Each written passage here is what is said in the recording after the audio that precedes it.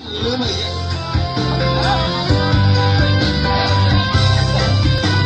ฮัลโหลมาอีกแล้วเนาะท่านที่สามแล้วเนาะของท่าน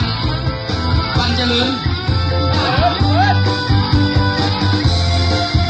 จะได้เป็นของท่านบูเวียนเนาะ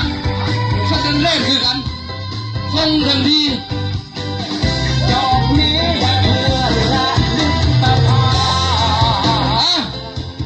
เล่นจูดแล้วนะบ้านนี้ก็ขอจูดกุศลถ้ายังเห็นคิดให้ฝนลงมาเนาะ